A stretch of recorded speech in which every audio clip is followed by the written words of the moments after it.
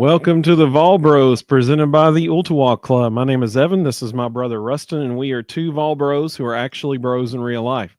And as always, we certainly do appreciate the Ultiwalk Club. We were there today. Rustin and his kids were there on the driving range. I was there with my family in that dining room, actually having brunch with Santa. It was a lot of fun, really good time. So we always appreciate them. They're so good to us, and we really do appreciate their partnership. Today is like Christmas morning, a few weeks early. I love Selection Sunday personally in March, and we got another taste of it today, another Selection Sunday. It is the reveal of the college football playoff bracket today.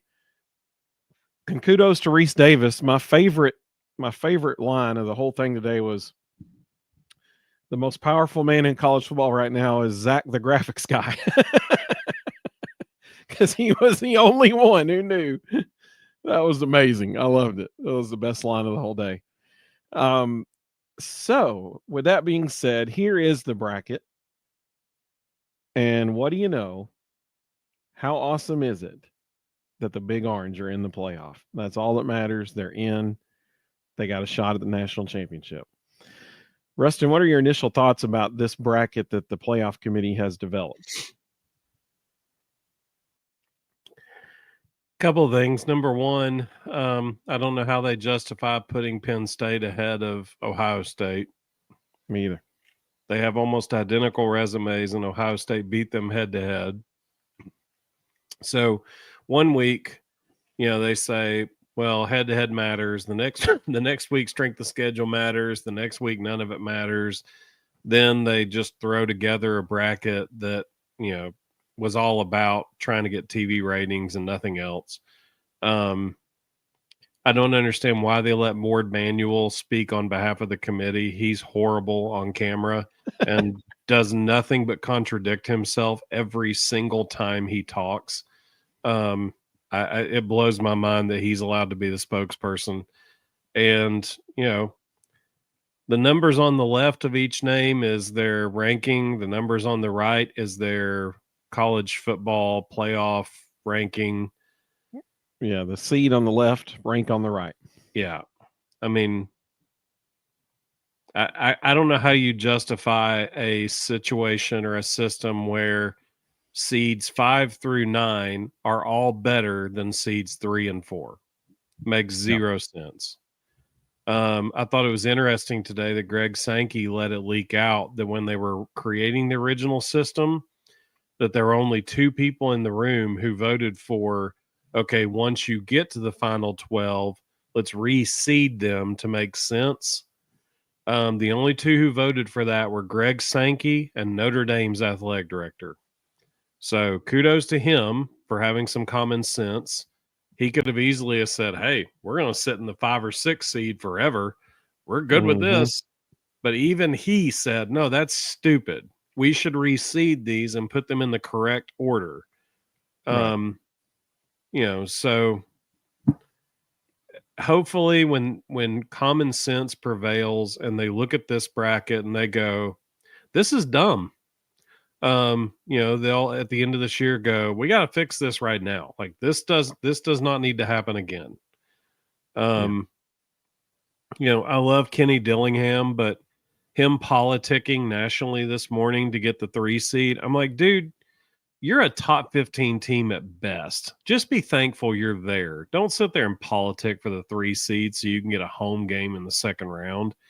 Like, come on. In the second round, it's all neutral site. The only home games are in the first round. No, second round 3 seed is at the Fiesta Bowl, which is in Tempe. That's why he wanted the 3 seed. It's a home game for them. Oh, I see what you're saying. In Arizona State. Yeah, I got you.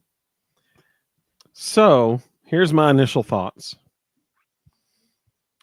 First of all, we learned today that so one of our friends, Philip Gallion, he lives in Arkansas now, on Facebook yesterday, he made a good point. He said, so basically what it's going to come down to is the committee is going to have to make a statement. They're either going to have to make a statement that conference championship games matter, or strength of schedule matters. That's what they're going to have to decide between with Alabama and SMU. And the decision they made was that conference championship games matter. And not just for SMU. When you look at 1 through 6, first of all, I agree with you. I don't understand why Penn State is ranked ahead of Ohio State, because Ohio State did beat them head-to-head. Ohio State and Penn State have a common opponent, Oregon. Ohio State lost by 1 on the road at Oregon. Penn State lost by 8 in a neutral site. So every factor there, every criteria would favor Ohio State. But because they didn't play in the conference championship game, Penn State is ranked not 1, 2 spots ahead of them. Because they clearly predetermined 5 and 6 were going to be the Big Ten runner-up and the SEC runner-up, and they just waited to see who won those games and then slotted those two teams in those spots. Mm-hmm.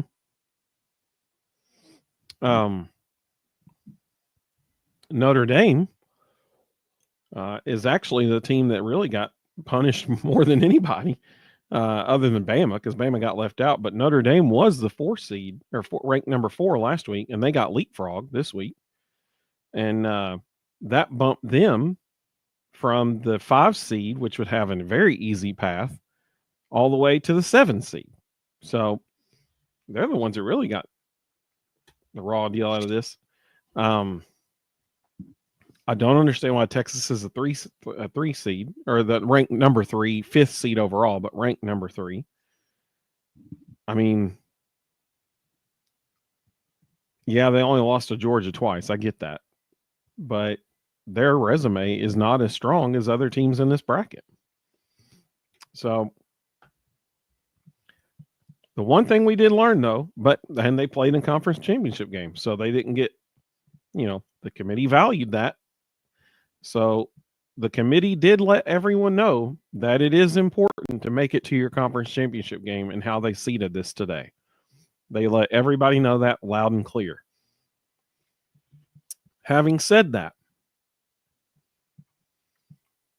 I think it's laughable. And this goes to what Rustin said a minute ago, how it doesn't make sense where you have a tournament where the 5th through 9 seeds are better than the 3 and 4 seeds. I invite everybody to think about Clemson for a second. One of the best points I saw somebody make was they said, how does it make sense that you have a team in South Carolina who beat Clemson head-to-head at Clemson, finished the season ranked higher than Clemson? South Carolina was the 15th ranked team. Clemson is 16th. And yet Clemson gets to go to the playoff and South Carolina doesn't. In what universe does that make sense? So that's the flaw in the system that has to be fixed. Even the fact that the 5th automatic bid has to be the 12 seed. Like, I thought that was a little flexible. Clearly it wasn't. Because how do you justify putting SMU at 11 and Clemson at 12 when Clemson beat them yesterday? Yeah, that was that was one of my thoughts exactly. It's the dumbest thing ever. Yeah, absolutely. Totally agree. And so, when you look back across the last several months in our show, I was thinking about it today, and based on what we've said for several months now, we both totally missed it and hit it on the head with at the same exact time. And here's what I mean by that.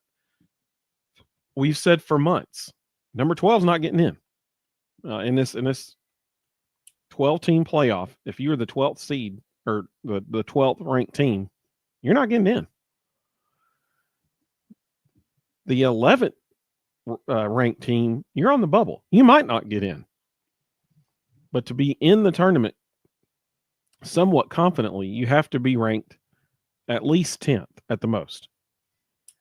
Well, so the 12th, we both missed it and hit it. In this situation, the 12th ranked team, they're in. And not only are they in, they got a first round bye. They're the 4th seed. But that 11 ranked team, Alabama, They're not in because the ACC champion stole a spot. And we've been saying that for months. And we thought it'd come from the Big 12, somebody stealing a spot from the Big 12. As it turns out, it was the ACC. So the only way to even feel halfway comfortable if you are in this, to be in this thing, is you have to be 10th or higher.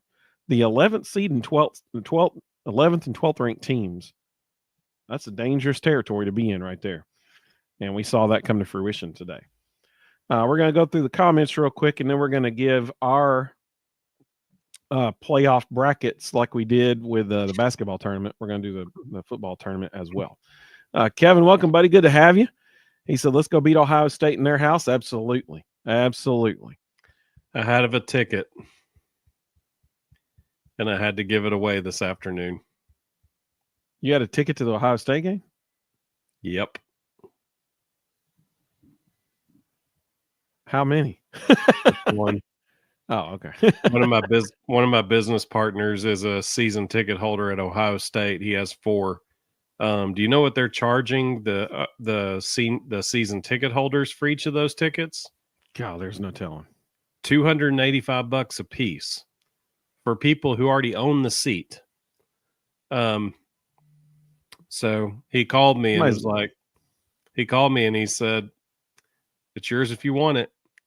And I looked at the schedule and realized I can't go out of town that weekend, but had a seat in the shoe.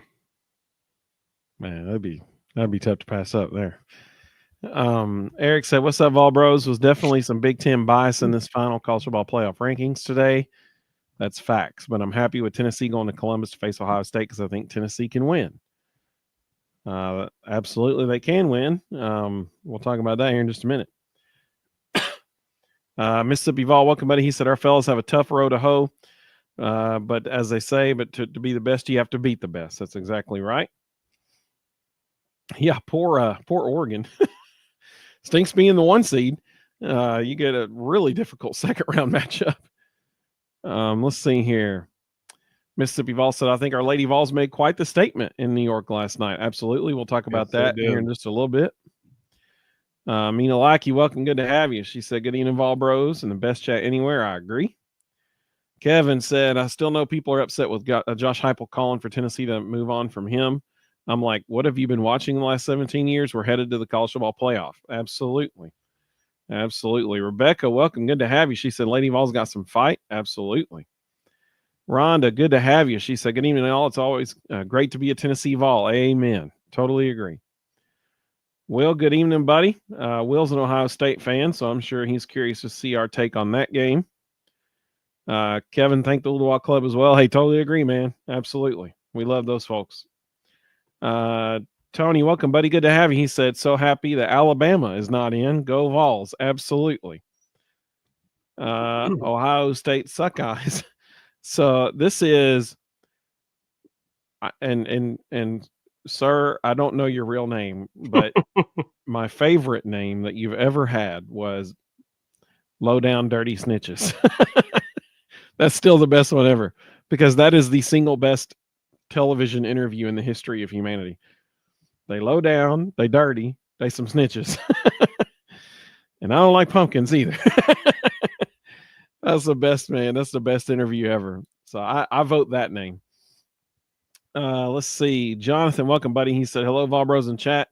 How are you feeling about the matchup with Ohio State? We're going to get to that here in just a second as we go through our whole bracket. Kevin said, Ohio State, Oregon, Texas, then a rematch with Georgia. That is extremely likely, actually. That is very, very likely. Clay, what's up, buddy? Good to have you. He said, what's up, guys? I thought we'd play Penn State, but let's beat Ohio State instead. Absolutely. Let's see. Will said Penn State thing is crazy. They have an easy path to the semifinals. Yes, they do. So does Texas. Yes, they do. Let's see here. Robert said it's a big disservice to college football, SEC, and the University of Tennessee. How it unfolded today. Viva in Texas said, told you Boise could get one of the first round buys. Yep, and they sure did. Not only did they get one, they got a 3 seed. Let's see. Ohio State, Suckeyes said Georgia has nothing more than a speed bump in their way to the Natty. That's fair. Mina Lackey said, I was today years old when I found out that Notre Dame football has never joined a conference ever since 1887. The only time they even semi-joined one was in 2020 when they had to join the ACC for 1 year to be able to play football that year. Daddy Dave VFL said, I'm going to go out on a limb and say Tennessee makes to the finals. I think they certainly could. We'll show you our brackets here in just a second. Tony said Penn State loses conference championship and gets easier seed in the first 2 games. Pitiful. That's fair. VFL in Texas said they were determined not to punish teams for making conference championship games and losing. You're right. That's exactly right. He said TK said Georgia got an easy road to championship game. Tennessee gets Ohio State, Oregon, and probably Texas. Yep, absolutely. Daddy Dave VFL said your show is great. Appreciate you guys doing this podcast. Hey, we appreciate that, man. Thank you so much. We really do appreciate that. We love doing it. It's a lot of fun. Like you said, how much damage has college football done to college football playoff done to college football? Play a cream puff schedule. Your rank means nothing, etc. Yeah, it's fair. I think we've seen from Penn State and Indiana schedule as weak as games as possible, and you're in the playoff. It's really that simple. And in the future, that's going to hold true. But I thought it was almost comical that Alabama's athletic director today was complaining about strength of schedule not mattering and shouldn't schedule anybody in the non-conference. It's like, dude, your 3 losses were all in conference, and your 4 cream puffs you scheduled in non-conference, you massacred. What are you talking about? And he just kept going on and on and on, to the point that this afternoon he tweeted something, and X community noted him and put on his tweet, your 3 losses are in conference. Yep. Eric said Alabama was ranked 11th last week. They got left out. Yep. Oreo Puppy Dog, welcome, buddy. He said Clemson won their conference, so I think they should have made it, I guess. Yeah, you can make a case that, it could be like basketball. That could be a nice compromise. And this is what Rustin was talking about earlier. You could say, okay, you know what? If you win your conference, fine, you're in. But we're going to reseed everybody for the tournament. And that's what should have happened. And I think they're seeing that now. Will said, my niece is a student at Ohio State, has to get in a raffle to try to get tickets. Yeah, it's going to be packed for sure. Season ticket holders got first priority, and they're going for a pretty penny. Tony said Penn State will be favored by quite a bit in the first 2 games. Let's see. Robert said the playoff committee has to be fixed. I agree. Oreo Puppy Dog. So the rankings come out tomorrow for basketball. So we'll see tomorrow where the Lady Vols are ranked. Rebel Juice said, go Big Orange, beat Ohio State. Clear eyes, full hearts, can't lose. Welcome, Rebel Jew. Keg, welcome, buddy. He said, let's blow through Ohio State, Oregon, Texas in the winner of the other bracket. Yeah, absolutely. Mississippi Vols said, get those thumbs busy, people, and hit that like button. Hey, I like that, man. That's what I'm talking about. Demond said, Bulldogs win it all. Yeah, I said it. Go Dogs. Potentially. They got a pretty easy path to the playoff, all things considered. They have an easier path than Oregon does, for sure. Which shouldn't be the case because Oregon's the number 1 overall team. Billy said, welcome, Billy. He said, hi there. If we can beat Ohio State, do we have a chance to beat Oregon? So I think you're going to be surprised by what I have to say about the Ohio State and Oregon matchups. I think everybody's going to be surprised about what I got to say about that.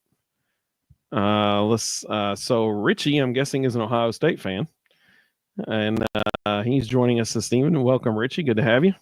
Using the acorn emoji. Yeah. Let's see. Maybe they can petition Apple to create a Buckeye for him. Jonathan said Georgia might not make it out of the first round with Beck being injured. He couldn't move his arm on that last play. I'm shocked they let him hand it off with his right arm on the last play. Not only did he hand it off, he used his right arm. I was like, what are y'all doing? Rebel Juice said EA College Football 25 arrives tomorrow. One way or another, Tennessee's winning the Natty. Real life or better. Real life would be better. Absolutely. Damon said Miami Hurricanes should be in the playoffs. I can't agree with you there, buddy. I can't agree. He said, I'm saying that because my wife's standing next to me. I'm having a hard time. I'm having a hard time even totally being okay with SMU getting in, to be honest.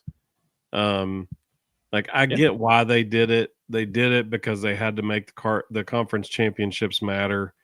But man, the ACC is so bad. And I tweeted it today. If you put SMU or Clemson in the SEC and give them Alabama's schedule this year, they both go either 7-5 or 8-4. And we're not even having this conversation. So it drives me a little crazy the way this system is set up, that mediocre conferences can be awarded for mediocrity. Yeah, for sure. Richie said Tennessee fans have had Ohio State's name in their mouth for years. I didn't realize that. Time to back up all that talk. The last time we played you, we beat you. Like I don't understand.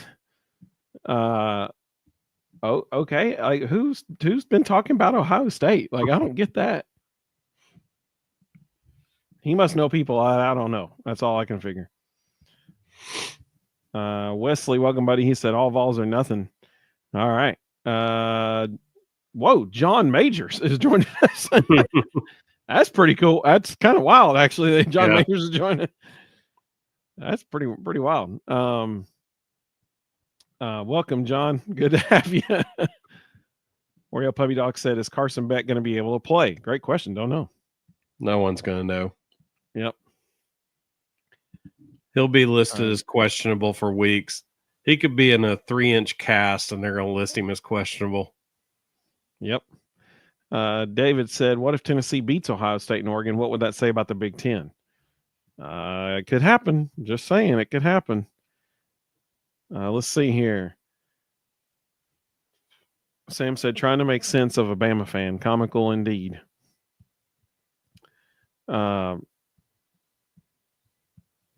Richie, I don't know what you were talking about there. Sorry, buddy. I don't know. Let's see. Clemson got lucky. Rebels Juice said, well, Clemson got lucky the last few seconds of that game. Yeah. He said they'll be out of the playoffs round 1. Also, yeah. Same for SMU, because neither of them belong there. Drew said, can't afford another slow start. Must come out clicking on all cylinders. Totally agree, Drew. And it was interesting to hear Kirk Herbstreit's first comments about this game on the television televised reveal of it today. They asked Kirk his thoughts about that Tennessee Ohio State game, and he said Ohio State better come out fast, because if Tennessee stops them going 3 and out first 1 or 2 series, all of a sudden the fans might be booing Ryan Day. And I was like, that is interesting that was Ohio State alumni's first response. Very, very interesting. Damon said, what do you think about Mike Bobo as Georgia offensive coordinator? And be honest. Coming in the season, I had concerns because he's had a long history of being overly conservative, and I think he's done a great job. I think he's tried to figure out how to be versatile. They don't have the tight end weapons that they've had in the past, and he's found ways to get the tight ends involved. The running back room's been a mash unit, and he's found ways to make them productive at running back. They're number 2 in the country. He's doing something right. That's a fair point. If you were to talk to any of my Georgia fans, none of them like him. But they're number 2 in the country, so I'd take number 2 in the country, especially with their path to the playoff championship game now. Yeah. Small town Texas Scratcher. That is a interesting name. All right, that's what I'm talking about. He said, going to be tough to compete with your defensive front. So I'm guessing small town Texas Scratcher is an Ohio State fan. So welcome to the Vol Bros. That is going to be interesting. And what Ryan Day said today in his press conference that we'll talk about in a little bit too, is very interesting when you mention that. And I'll get to that in a minute. Mike Fort I'm guessing is a Michigan fan based on the profile photo. And he said the fans will boo Ryan Day. They want him gone. Which is shocking to me, honestly. I mean, the dude, I guess being in the college football playoff every year just isn't good enough. I mean, I know they weren't last year, but when you're there quite a bit, I don't know. Tennessee fans were there once too with a gentleman named Phil Fulmer. We ran him off. And then the next decade was a nightmare. Now we're back to where we need to be. Let's see. Mr. Jones, welcome, buddy. He said Ohio State struggle versus Michigan's physical run game and defense. Vols are top 10 in rushing and in defense. Absolutely. Richie said, we've played once. You said every time they play, Tennessee beats Ohio State. Well done in misquoting me. That is fantastic work. What I said was the last time we played, we beat you. So not quite what you quoted me as there. And since we've only played once, that was in fact the last time we played. So that means my quote was accurate. So, but thanks for trying to check me on that. I do appreciate it. Let's see. I always need to be, fact check on stuff. I want to say the right things, and I did in that situation. So that's good. Will said Herb Street is actually an OSU hater. Don't think so. His 3-star quarterback son just committed to Michigan.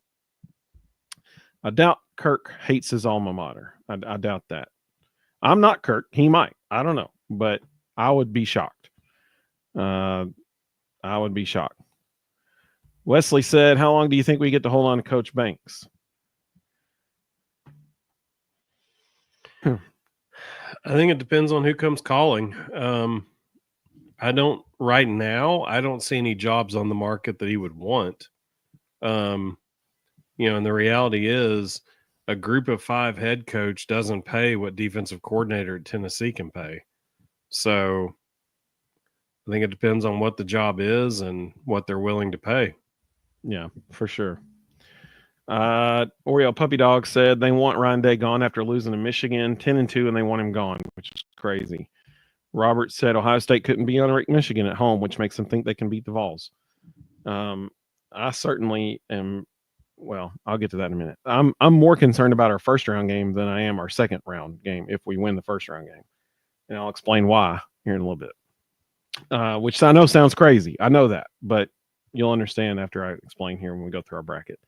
Rebel Juice said Vols defense is going to be tough for Ohio State. Only 2 teams scored 20-plus points on Tennessee this season. Ryan Day will get out coached. Let's see. Sam said it was participation bracketing today with SMU and those folks. David said Ryan Day has been known for losing the big games. That's true. That's exactly right. Richie said in the Citrus Bowl when y'all used to be relevant. Yeah. I mean, you're not going to get any argument from me. We have fallen flat on our face for quite a while. And so since Heupel is there now, things have turned around the way they should be. There you go. Let's see. Yes, I said the Phil Fulmer days because have we had a decent coach since then? No. So that's what I meant. Absolutely. Let's see. So all the Ohio State fans that are joining us, first of all, thank you for joining us. Secondly, I don't think you're going to find what you're looking for with the Vol Bros because we're not like total Homer, orange colored glasses people. We try to have some level of objectivity. So this is not going to maybe work out for you if you're like trying to find people that you can say, oh, they said this and they said that. I mean, we're just going to speak common sense, accurate stuff. So you might not find what you're hoping you find. Let's see. Mike Fort said, Fulmer. I hate that name. Welcome, Mike. Great to have you on the Vol Bros. Let's see.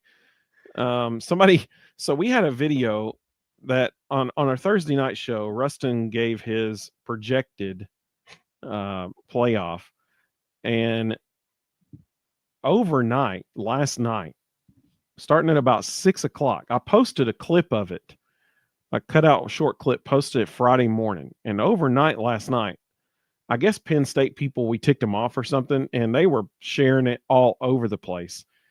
That video, as of right now, this exact moment,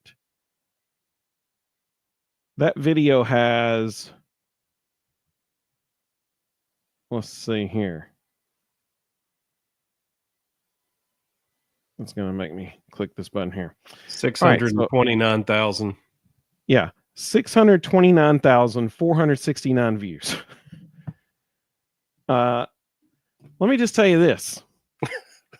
We have had a front row seat to the depravity of humanity. Let me tell you, and unreal what people. First of all, common sense is a lost art, and it is shocking the amount of people who mocked us, saying Clemson beat SMU. Why don't you have them in your bracket? And we were like, because it's from Thursday. like, look at the timestamp, man. Well, and it clearly says to start the video, we're assuming Oregon and Georgia will win. So clearly those games haven't happened yet. Yeah.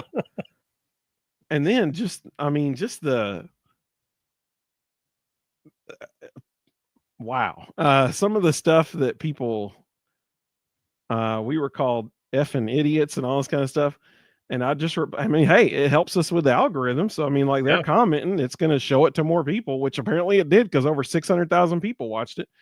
And so I'd comment back and I'd say, thanks for watching, Dave. And we just kept going. But man, I tell you what, it was a front row seat to the depravity of humans. Let me tell you. Good news is there's a remedy for that. His name is Jesus, and we're about to celebrate his birth here. What was amazing to me was how angry some of them got, and there wasn't a negative word said about a single team. Yeah. The only negative words that were said were about the committee and the committee's insanity for how they've ranked in the past and what their trend has been. And those people just lost their minds. So if you want a good laugh, I invite you to go to our Facebook page, because it was on Facebook. So I invite you to go there. Just scroll through the comments on that bad boy. It is quite hysterical at times. Unreal. Some of the stuff that folks felt like. Common sense was not well displayed in the comments there. Let's see. Mr. Jones said Ohio State fans will turn on Ryan Day as they will hit a wall called the Vols front seven. Will said, y'all are going to get your highest views this next 2 weeks playing against Ohio State. Well, apparently Penn State folks are interesting as well.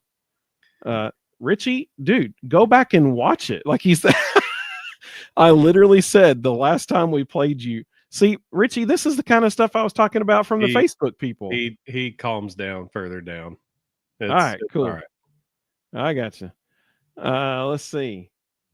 Michael said, can we wear an orange smoky gray Michigan style helmet for that game? I would 100% guarantee we will be in white stormtroopers.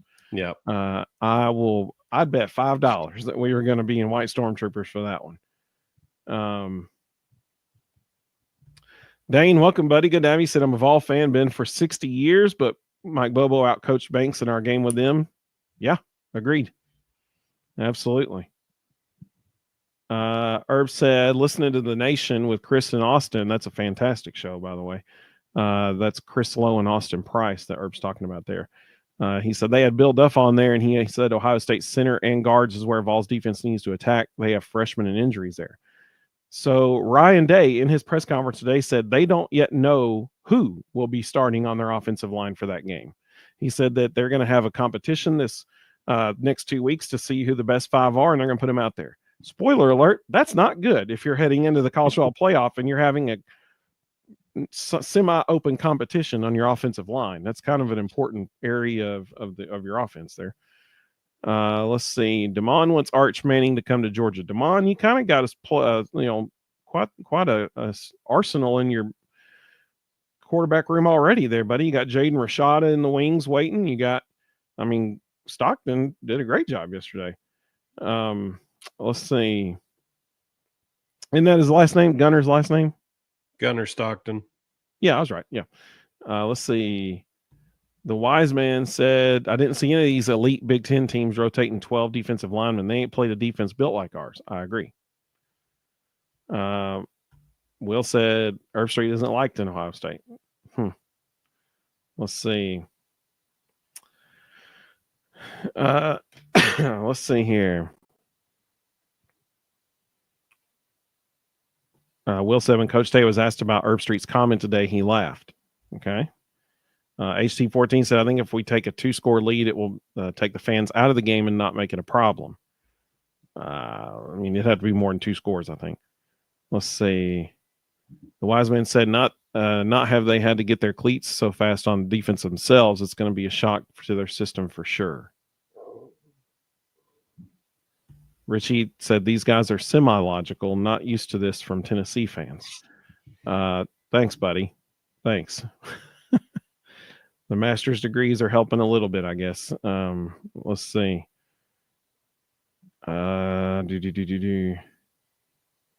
Will, appreciate you, man. Will's here quite a bit. He knows us. Let's see. HC14 said they better not try fighting us after the game. The good news is we don't really plant flags, so that shouldn't be an issue. Javonte Spraggins might have a Buckeye stuffed animal after it, but that's about the only thing they'll have. Richie said he's going to hit the like button. Appreciate that, man. Appreciate that. Mr. Jones said Vols won the first ever. Hey, this is my favorite quote of the night. He said Vols won the first ever BCS national championship. Now we're going to win the first 12-team playoff national championship. I love it, man. Absolutely. Matt, welcome, buddy. It's good to have you. Let's see. Mike said Fulmer and Archie whining about Woodson winning the Heisman deservedly over Peyton caused them to harass coaches to doubt. Dude, listen, let me tell you something right now. This is probably not the place to come talk about Charles Woodson winning the Heisman over Peyton Manning. Probably not the best place to do that. I don't know if we can say the fact that oh gosh, who was it? I'm totally blanking on his name. Quarterback for the Steelers for a long time. Ben Roethlisberger. No, then he was a commentator for Terry Bradshaw. The fact that Terry Bradshaw said, and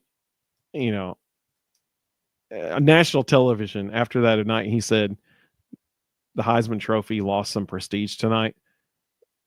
I mean, that's not a Tennessee dude saying that. So interesting.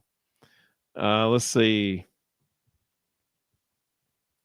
Hey, man, this is some insider info here. Sometimes Damon said that Arch Manning called him and he is coming to Georgia. This is breaking news on the Vol Bros tonight. Arch Manning has chosen to opt out of the playoff because he has apparently called Damon to let him know he has announced his intentions to enter the transfer portal. That is big news. That's a big deal. Let's see here. Oreo Puppy Dog. No, that is not accurate. It is not accurate. Not accurate. Jonathan said common sense just isn't common anymore. That is accurate. Absolutely. Let's see. Mr. Jones said Ohio State let a duck come in the conference in year 1 and own it. Mike said, well, if you think Oregon's bad, I have good news for you if you make the second round. Yeah, they're not bad. That's for sure. They are not bad. Oreo asked if Elijah Simmons is healthy now. Well, we'll find out in a couple weeks. I think you're about to see them be as hush-hush as possible about every injury they possibly can. Every team in the playoffs, none of them are going to give up any information. It's going to be totally closed doors. No one's going to have a clue who to prepare for. Listen, if Carson Beck, if Tennessee's communications department was running the show for Georgia, Carson Beck would have been reported to have a lower body injury yesterday. That's what they would have said. Let's see. Dustin, great question. I thought about that earlier today. What refs will call the game? My guess is it'll be either an ACC or Big 12. crew, but I guess we'll find out. But it has to be a conference that's not Big Ten or SEC. Wes said, as a VFL who grew up in Dallas, it's pretty cool to see SMU do good. Yeah, man, that's cool. Absolutely. Mr. Jones said, what I learned from the Big Ten championship game, defense is not taken seriously. Yeah, we're going to talk about that in a minute. Quo said, yeah, Ohio State's O-line is hurting bad. Yes, they are. Let's see. Kevin said, so here's a question or two. Did you catch Saban on game day? He was in rare form. Saban talked about how great Kirby and Sark are motivating players. Is that something Day lacks? Oh, that's a good question. I don't know. Maybe Will has some, Will or Richie have insight into that. Big Orange is ready for some baseball. We got a kind of a big thing going on in the month of June or December and January here. So let's do that first. Keck said he thinks we have an advantage in the run game. I agree. David said he thinks Tennessee's going to take care of business there. Let's see here. Ryan said Tennessee playing Georgia for a rematch will be close if they beat Ohio State, Oregon, and Texas. I agree. Let's see. Big Orange thinks it's Tennessee versus Georgia for the national title. Sam said, hope they have a snowstorm for the playoff game. That'd be pretty wild. That'd be cool.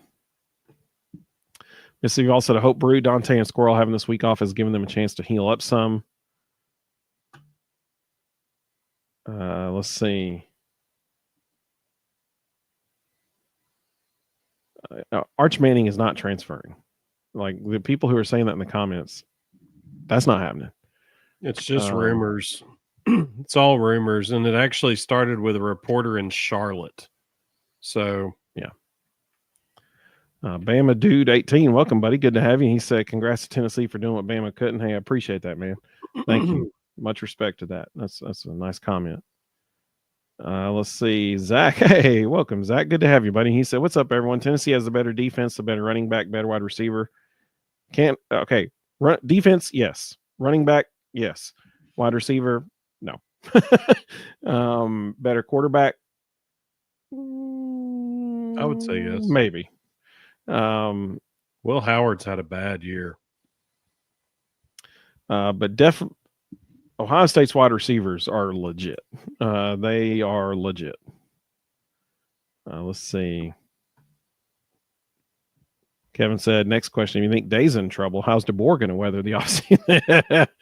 That's fair. That's fair. Bama fans were calling for Nick Saban's firing when they went 10-2. He's 9-3 and didn't make the playoffs. So in response to the question earlier about Ryan Day, Will said he gets the players ready to play. Richie said that Ryan has a Michigan problem. He'll figure it out. Not on everyone else's problem. That's fair. That's a good point. Dustin said Tennessee has everything to gain with this game. OSU has everything to lose. Not sure which perspective is better, but it's great to be involved right now. So agreed, but they both are playing ultimately for the exact same thing, and that's a national championship. Rhonda said, if we can make it through the playoffs, what would people then say about our strength of schedule? Well, we'll find out, hopefully. Apparently it doesn't matter. So Mr. Jones made a very good point here. He said Nico will be unleashed in the run game. Remember his first game versus Iowa, 3 rushing touchdowns, 1 passing. So in order for Tennessee to beat Ohio State, Nico's legs will have to be a factor. And I think that yesterday actually proved that with how Penn State ran the ball against Oregon. I know that would be a second round thing, but similarly against Ohio State, they're going to have both. Nico's going to have to run the ball a little bit. God Guns and Ammo said a lot of OU media is overlooking Tennessee's front seven because of stats. Don't overlook that D line.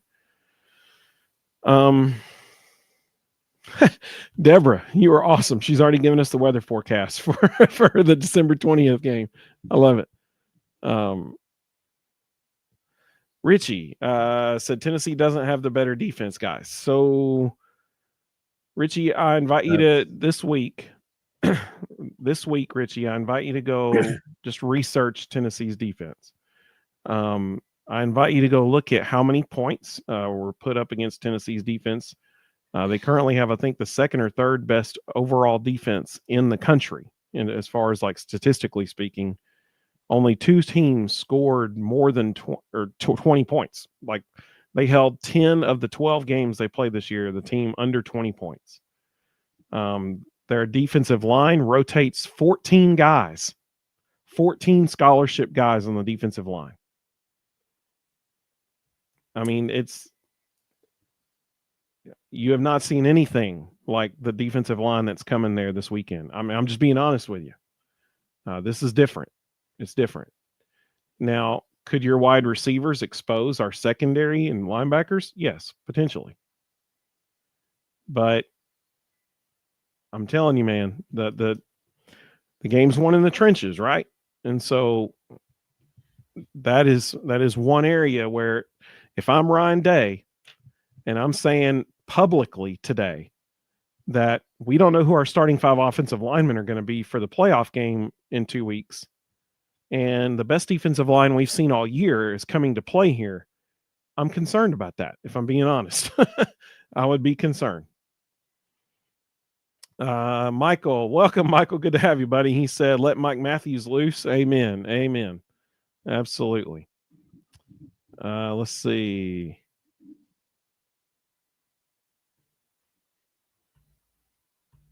Reaper 2K said, tell me why the Tennessee, Ohio State, and Oregon part of the bracket is the only part of the bracket where it will be hard to tell who will make to the semis, because all the best teams are in that side.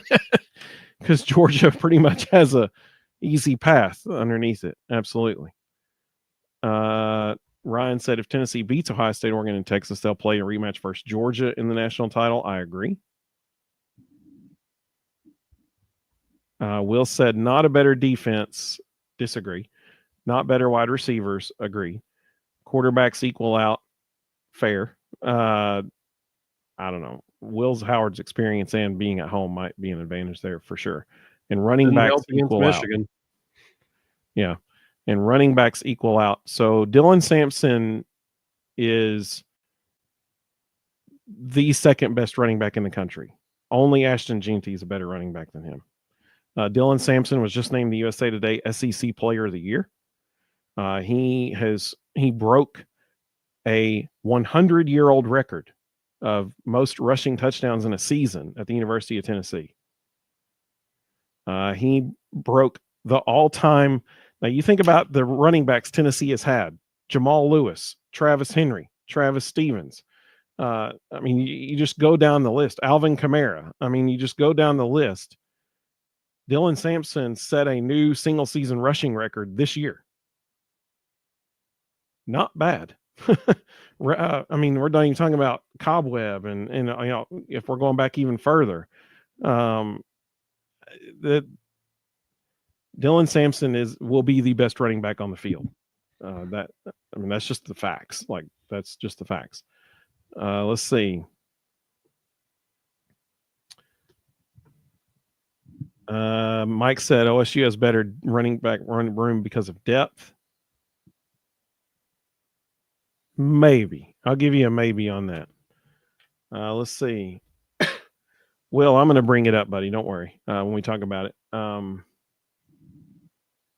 Mr. Jones getting a little cheap shot in there about David Sanders.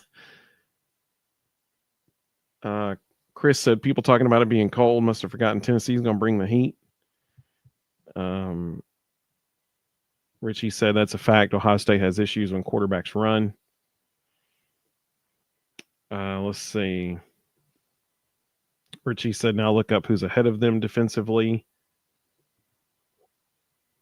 So maybe Rustin can do that while I'm finishing out the comments. I mean, he's just referencing national NCAA stats because of the last few games and the fact that Ohio State's had several low-scoring games. They're now the number 1 defense in America.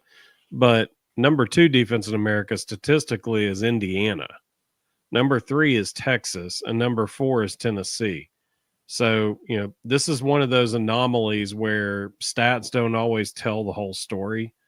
You know, I mean, we can go down the line. Currently, the number 8 defense in the country statistically is Ohio University. Northern Illinois is currently number 5. So I'll say this: the only defense in the schedule matters. Yeah, the only defense in the country that I think is as good or better than ours is Texas. I mean, I think that's a fair assessment. Let's see. Dustin has made a phenomenal point. He said safety play for both teams will be crucial. We know and they know our defensive line will win battles. They will scheme against it. Totally agree. Boot Carter will need to play like a veteran. Totally agree. Dustin, you win the award for best comment of the night, buddy. That he's exactly right. Let's see. And I would just, to Will's comment about their running backfield. Yeah, you have 2 good running backs. 2 first rounders, not sure about that. Quinshon Judkins has baggage. But those 2 guys have combined for 1,500 yards and 15 touchdowns. That's great.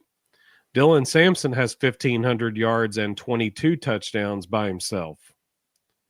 So to say that those 2 are on the same level as him right now just isn't, it's just not the same. John Majors has weighed in posthumously here, saying Tennessee will have pretty much play mistake free. I agree. He said they may be able to get by with a false start or 2, but those can be untimely also. Totally agree. I think this is going to be a 1 point, who has the ball last kind of game. Chris said State fans are in panic mode over Ryan Day. As soon as State goes 3-0, the place will have a meltdown and the Fire Day chants will ring through the stadium. Potentially. Mr. Jones said the defense held 11 teams under 20. The special teams gave up a return touchdown versus Vandy. Yep, that's fair. Let's see. Mike's cracking me up. So Mike's throwing shade at Tennessee and Ohio State in the comments. This one was towards Ohio State. Ohio State's postseason record versus SEC's 2-11. Let's see. Somebody mentioned, Zach mentioned James Pierce Jr. and Joshua Josephs. Will said they only worry about year 1 defensive end. That's James Pierce Jr. So here's the thing. Joshua Josephs has arguably had a better year than James Pierce Jr. this year. And somebody who doesn't get anywhere near the credit, who is playing every bit as well as almost those 2 guys are, is Jason Jenkins. I mean, I'm not kidding, man. You're going to be surprised at how they just come in waves and on the defensive line, just in waves. It is the deepest defensive line in the country. And I mean, like I said, they rotate 14 scholarship dudes and they don't lose a drop off on any of them. I mean, it's fun to watch. It's been fun. It's a welcome change for us because we've struggled there over the past 10, 15 years. So it's nice to have that back again. Let's see. Bama dude in referencing Kalen DeBoer said if he doesn't pull it together next year, he might as well go back to Sioux Falls. Real Puppy Dog saying Tennessee 31, Ohio State 17. Man, I hope so, but I don't know. Richie said Dylan Sampson's very, very good. Yes, he is. Totally agree. Backflip Spaghetti said, what's up, fellas? We should be hosting Penn State, but it is what it is. Going ball out. This had a bit of Arkansas on it. Time off, and they have 2 starters out on the O-line. Please no repeat. Go Big Orange. That's a good point. Let's see. Devin said, didn't we lose a 5-star wide receiver to Ohio State in the last recruiting cycle? Ryan Wingo, maybe. So I think Wingo ended up at Texas, yeah. We'll definitely see him and Mike Matthews battle to see who's better in this game. Let's see. I have no idea what Big Orange is talking about. He said, can anyone beat Clifford the Big Red Dog? Quality fictional children's book character there, yes. Let's see.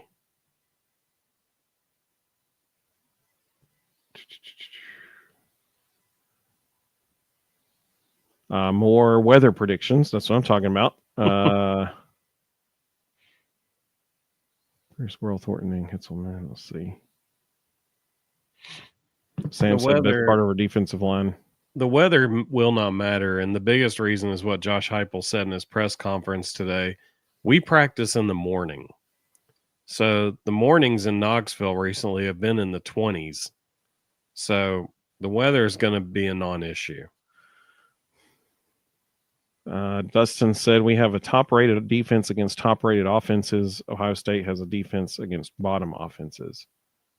I mean, that's kind of fair. Iowa isn't known as an offensive juggernaut. Other Big Ten teams are as well.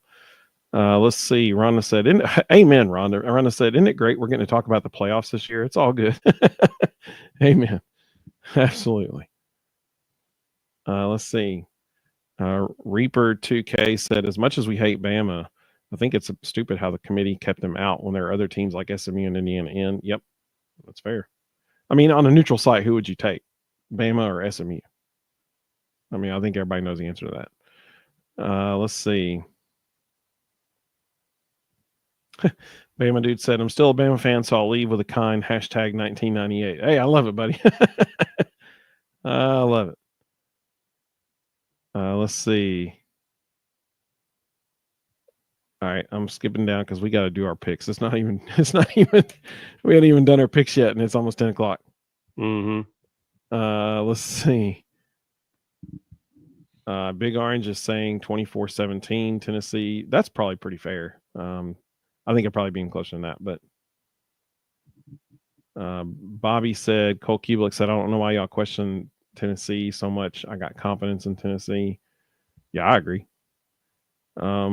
Kevin said, I will suggest that Georgia's offensive line had some kind of plan that Tennessee's defense has to figure out. Yeah, absolutely. Absolutely. All right, we got an LSU fan in the comments. That's what I'm talking about. He said, I'm pulling for y'all. Can't stand that other orange team. I appreciate it, man. Thanks. Let's see. Oh, Dustin is talking about the 5-star receiver. Let's see. Arnell Tate, not Cam. Mr. Jones said defense has 2 weeks to prepare. They'll be ready. I hope so.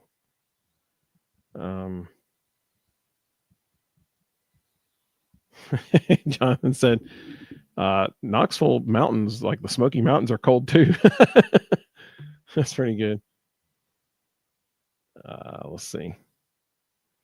All right, so I'm going to skip on down. Let's give our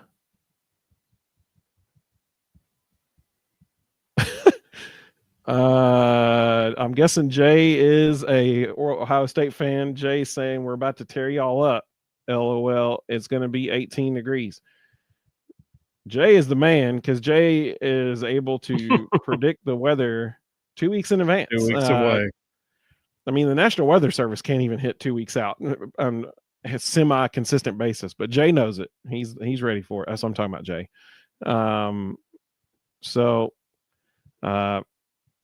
Jay, shockingly, just so you know, buddy, it has actually been cold down here too. And it hadn't been 18 degrees yet, but it's been in the low 20s. So we have gotten to experience some cold weather.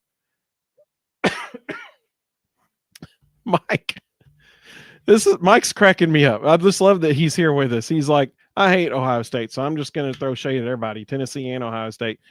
And Michael is saying that it is officially time to let your sinks drip. And I'm guessing Michael is a Ohio State fan. I don't know. If he's in Tennessee, I mean, Tennessee. Now we have an all-out weather debate going on in the comments. Tennessee Tater said it was 13 in Northeast Tennessee this week. Actually, it was Friday night during the state championship. The state championship was won. It was 29 degrees at the end of the game. So, yeah, we're fine. Like I said, Tennessee practices in the morning.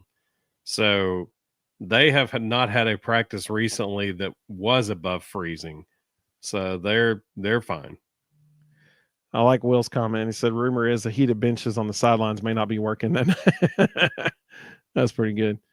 David said, we got 3 weeks to heal up. Yep, absolutely.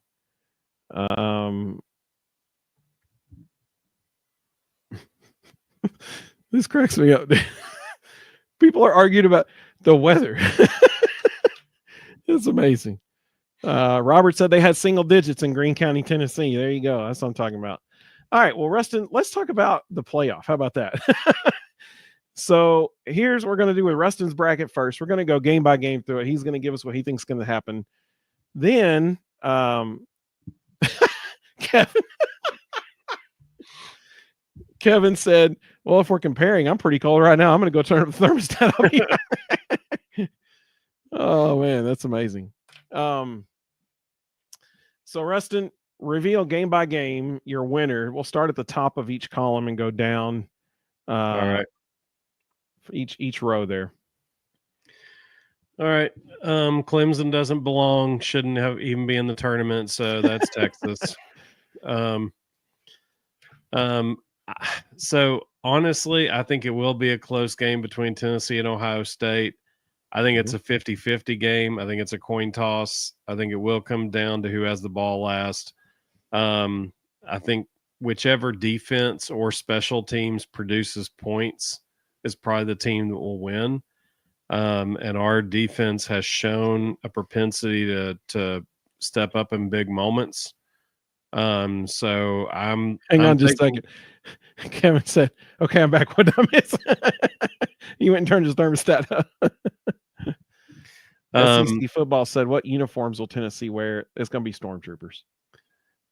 So I think Tennessee's going to win. I think it's going to be a tight game. I could easily see Ohio State winning. I don't like the matchup. But I think Tennessee wins a close one, especially if we have the ball last. Again, SMU, the ACC has no business being in the postseason. They're the fourth best conference in the country. And if you took Boise State and threw them in the ACC, they'd win it too. So you could make a case the Mountain West is better. So, that's going to be Penn State in a landslide. Notre Dame's going to boat race Indiana because Indiana probably shouldn't be in there either. They have the weakest schedule in America. Love Kurt Cignetti, but Texas and after this game, you'll go up to Texas, Arizona. Yeah, love Kurt Cignetti. I think he's a great coach, but they overachieved against a very below mediocre schedule. Huge Kenny Dillingham fan. Love what he's doing at Arizona State, but he just lost his best receiver for the rest of the season. That one receiver had more receptions than the entire rest of the team combined. You can get away with that against Iowa State. You can't get away with that against Texas. So that'll be Texas in a rout. This is where I think our season ends. We have to go on the road to Ohio State. Yes, round 2 is a neutral site game, but it's essentially going to be a home game for Oregon. It's at the Rose Bowl. We're going to have to go to the other side of the country. I don't like that one at all. It's hard to go across the country and play football. So Oregon has a short flight to the Rose Bowl. This is going to be, their fans are going to probably outnumber ours significantly. I don't have a good feeling about that game. The next one will probably surprise people. I think a good running game can beat Penn State, and Ashton Jeanty has proven that he can produce a good running game. So I actually have Boise beating Penn State there. Have Georgia beating Notre Dame. I don't care who plays quarterback. I think either Gunnar Stockton or an injured Carson Beck. Either way, Georgia has too many horses. Sark, his magic runs out here. I like Oregon against Texas there. Although, let me look real quick. That game. So I'm assuming they'll assign them to the Orange Bowl so that Texas doesn't get to play in the Cotton Bowl. But if for some reason the NCAA screws up again and assigns that one the Cotton Bowl and Texas gets a home game there, I might be open to changing that winner. Georgia's going to beat Boise again, just too many horses. And to start the season, I picked Georgia to win the national championship. So I'm going to ride with what I said at the beginning. I think they have a fantastic coaching staff. I think Mike Bobo does a great job figuring out how to make use of what he has. I don't think the injuries will matter for them. I think they're so deep, they just reload at the positions they need to. And I got Georgia winning the national championship, as I said All back right. in August. So let it be written. So let it be done. And everybody can take a look at there. There's Rustin's predictions for the playoff. I'm sure all the Penn State folks who have been chiming in lately will love this as well. So y'all just keep chiming in because it sends our content to more people. I like that. Let's see. So here's my bracket. In a total blowout, Texas is going to destroy Clemson. And there's a reason why Tennessee Ohio State is the 8 o'clock ABC game. Because of those first 4 games, this one will by far and away be the best game. So this is going to be surprising to people. I am more concerned about the Ohio State game playing at Ohio State at night with a desperate Ryan Day than I am a neutral site against Oregon because Oregon's run defense is not good. And Tennessee will have to play their absolute best game of the season to beat Ohio State in Ohio State at night. Their receivers are going to have to catch the ball in cold weather. I do think the weather will have somewhat of an impact. But here's the thing. The game is won in the trenches. Bottom line. Tennessee's offensive line just played their best game of the season in their most recent game. We know who Tennessee's 5 starters on the offensive line. We know who they are. 4 of them are 5th and 6th year seniors.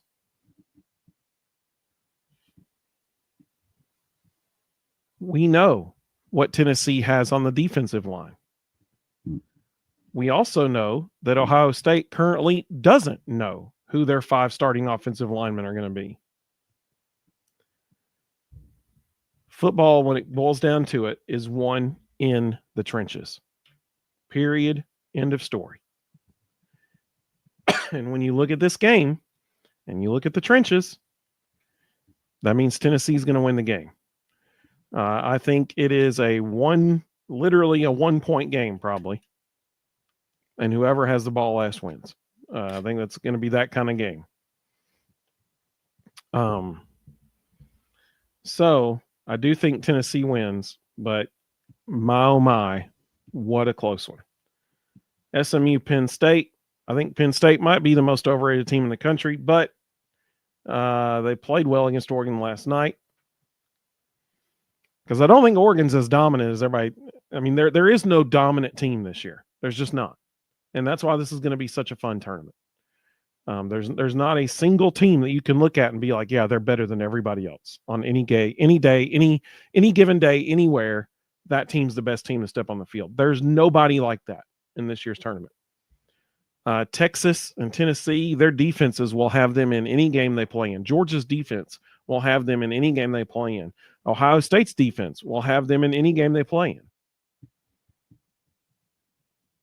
Oregon doesn't have that luxury. Oregon's offense will have them play in any game that they're playing in. They'll have them in a game. But I mean, Oregon's defense gave up 297 rushing yards to Penn State last night. 297. That is essentially 21 points worth of rushing.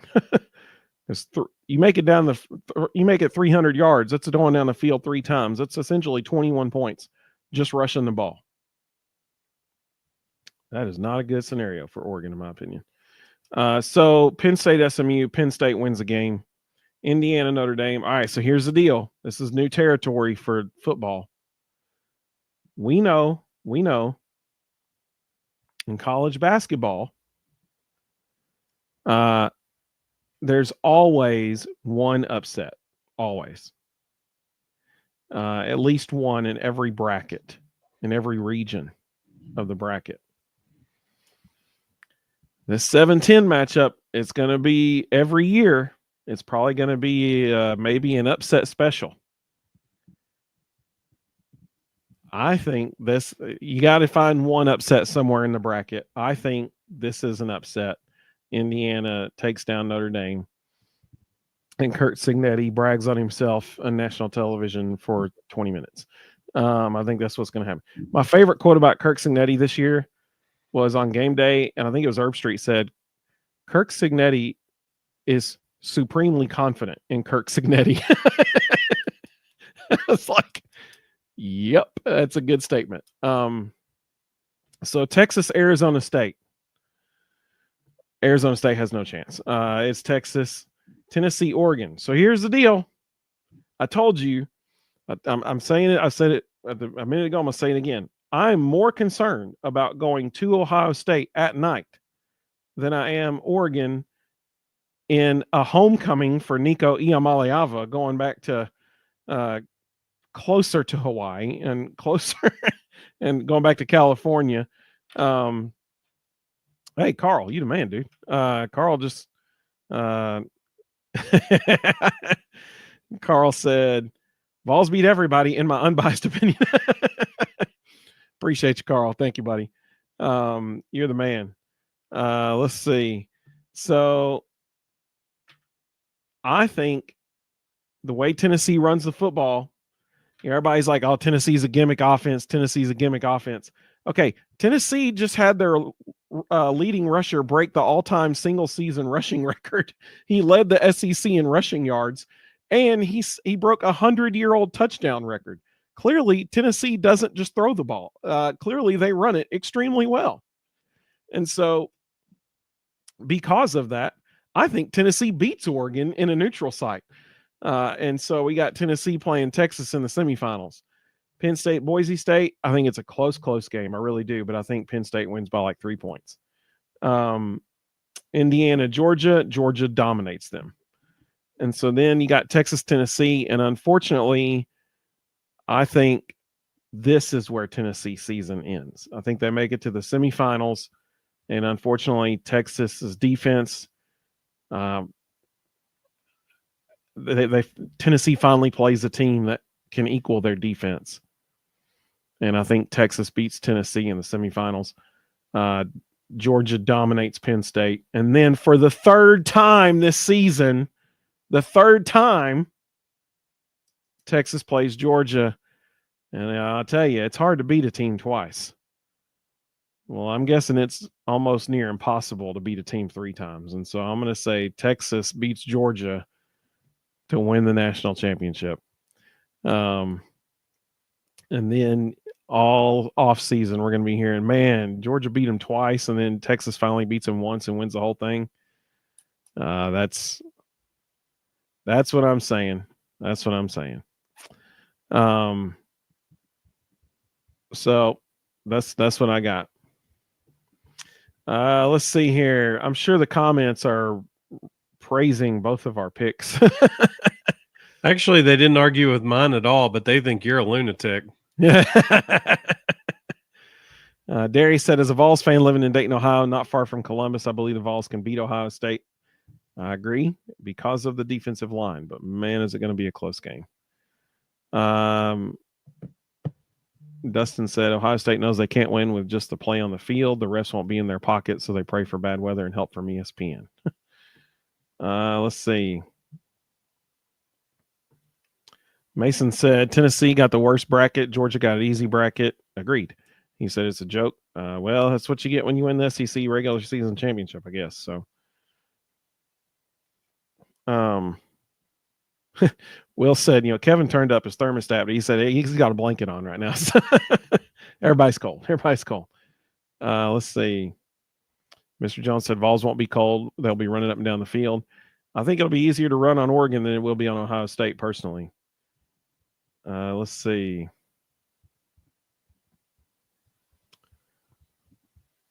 Vol fan Jay, welcome, buddy. He said our crazy weather people have looked into the Ohio weather forecast. It's supposed to be about 40 for the game. Yeah, if you ask anybody at Ohio State, it's going to be -17. So that's how this is going.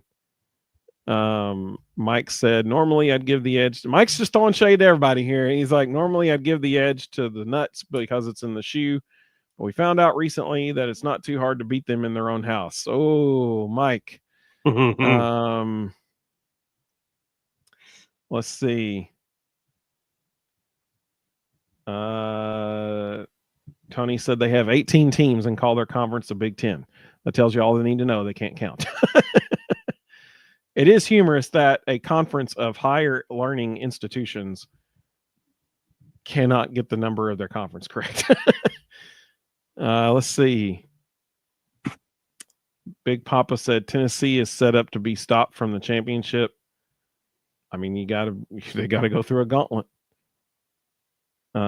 Michael Cooley said he thinks we should dress like Michigan to mess with their heads. Let's see here. Jonathan said Oregon scares me more than Ohio State. I would love to see us play Oregon, though, because Oregon is my second favorite team. I don't even know what Big Orange is talking about. He said, has anyone here ever visited Brushy Mountain State Penitentiary in Petros, Tennessee? It's super creepy. Thanks, Big Orange. Didn't expect that on the comments tonight. Let's see. Go Tiger said, y'all got the better coach. Enough said. Well, I get that, but the people on the field between the lines are the ones actually playing. So, SEC football said, Rustin, you don't think we can compete with Oregon? It's not so much I don't think we can compete with them. I just don't like going on the road 2 straight weeks. And people can say it's going to be a neutral site, but it's not. There's a 2-hour nonstop flight from Eugene to Los Angeles. I fly to California once every 3 or 4 months. That is a miserable trip from Tennessee. You are in airports with stopovers and everything else all day long. It's awful. And then you get there and you got to get on Pacific time and your body has to adjust, and it's just different. For Oregon, it's going to be an easier routine. I think we're comparable as far as players, but I just think they're going to have the advantage in fans and in timing. Rhonda said Nico will be at home, though. Yep, there'll be a homecoming for Nico. And let's not mince words here. I mean, we're talking about back-to-back weekends. How many people do you know who can afford to go to Columbus, pay the prices up there to get in up there, spend a night up there, room, board, travel, all that, come home, and then 6 days later fly to California and pay for that? I mean, the amount of travel we're going to do in that 1 week span is going to hurt Tennessee's following. Sports Banner 38 said he thinks Notre Dame's defense will give Georgia fits. Probably if they make it that far. Mike said he agreed with your bracket, but he thinks Indiana can beat Notre Dame. If you had asked me a month ago, I would have agreed with that, honestly. I like Kurt Cignetti. I think he's an amazing coach, and he finds ways to motivate guys to be more than they are. But I've been really impressed with what Notre Dame's offense has been doing. They are really clicking. Riley Leonard's doing a great job running that thing. And I've seen a different Notre Dame than even 2 months ago. I think they're playing really, really well right now. So Zach asked, is Georgia's quarterback out or not? And Kevin said, hold on, are you considering potential injury to Beck? So you got to remember, I used to work in Atlanta. I watched Gunnar Stockton play multiple times, including his senior year road opener was at my school. And he torched us for 6 touchdown passes, and we were an Elite 8 finalist that year. Gunnar Stockton's the real deal. And so honestly, there were moments this year when I kind of wondered what was happening in practice and why he wasn't getting more looks when Carson Beck would struggle at times. I don't think they lose anything with Gunnar Stockton at quarterback. Honestly, he may even make them better because he's even more of a threat to run than Carson Beck is. Oh, I totally agree with that. He's definitely a better runner. Will said, I'm predicting a crazy upset Indiana over Notre Dame. Yeah, I think so too. O. Schmidt said, like the stream, y'all. It was a great idea. I think that's a fantastic idea. Let's see. Sports Banner 38 said Ohio State's run game isn't good and their defense isn't good. So I think they're actually both really good. Yeah, I wouldn't agree with either of those comments. Ball fan Jay said, what happens to Ryan Day when his own fans get on him? They're at that point. If Tennessee can force him to go 3 and out and stop him and score quickly, then we might hear something like that. But it's on us to make it happen. Steve, this is my favorite comment now. Ohio State can't play Nicole either. I love it. That's great. Jay, come on, man. What are you doing? Jay said it's going to be Ohio State versus Boise State.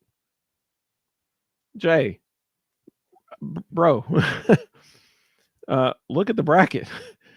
That means that you have Boise State making it to the championship game against Ohio State. No. No. Sorry, buddy. That ain't happening. That is not happening. Let's see. Big Papa. Hey, thanks, buddy. Thank you very much for that super chat. He said, here's a conspiracy theory. Hey, we're all about those. He said Tennessee was set up to be eliminated in the first round. And if they got to the second round, they expect Oregon to get the job done. Tennessee and Ohio State are the only two teams to not change. So let's flip that conspiracy theory. Who was in charge of the committee? What if Michigan's athletic director, who hates Ohio State and Oregon, intentionally put Tennessee there? Yep. Because he doesn't want Ohio State to have an easy path. That's a good point. Kevin said Tennessee needs to play their most complete game. I agree. The Vols have the talent and have grown up this season. I agree. They have something to prove, and I believe our defense keeps them in the game. I agree. I agree with all that. Let's see here.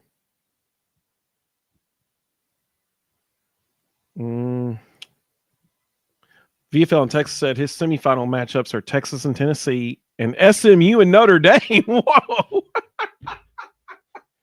Tell the bartender you're done. You're cut off. Dude, man. Okay. If you get that right, if that's the way it ends up, I'm going to send you like a free t-shirt or something. Like that would be amazing. You can pick it. I'm going to ask you for lottery numbers. Yeah, for real. That would be amazing. Sign me up for that. Talk about chaos. Sign me up for that. Mike said Ohio State doesn't totally shut down the run, but they'll put Nico on his butt if you're not careful. Nico does a pretty good job of doing that himself, actually.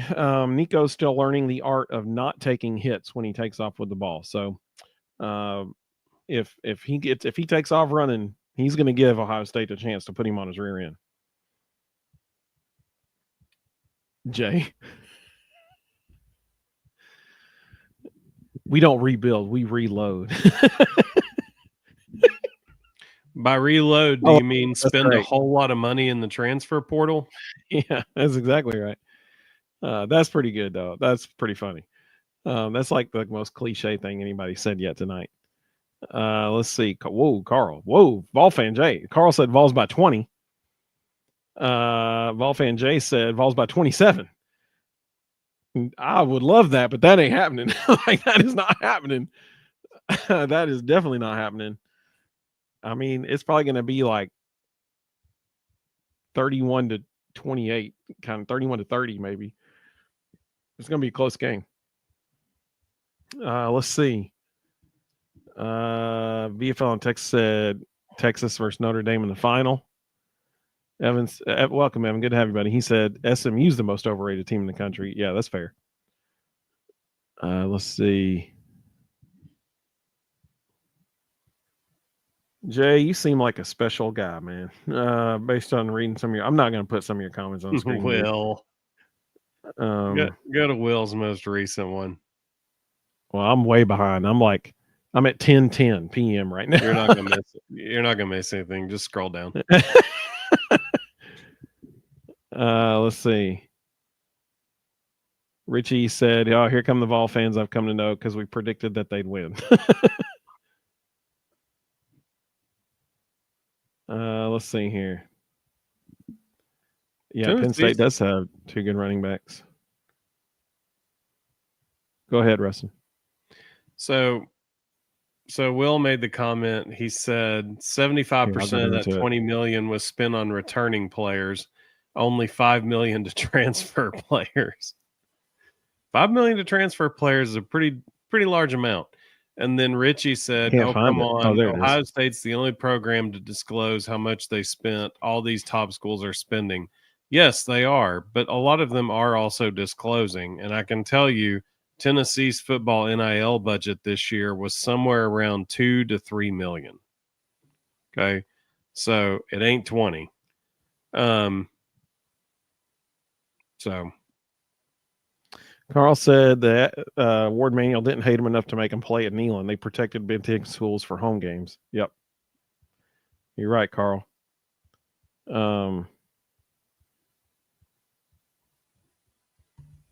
Peanut Butter Posse said, I got Tennessee, Arizona State, Penn State, and Georgia. Big Kenny Dillingham fan. I don't know if Scadaboo's going to have as much success against Texas's defense as he did against Iowa State. That's, man. Hey, that'd be cool, though. That'd be cool. Rebel Juice said, I really wanted Tennessee, Penn State round one. Being a Tennessean up in Pennsylvania because of my job, I really wanted that. Yeah, I agree. Andrew said 17-13 Vols. I think both teams will score a little bit more than that. I think we'll see.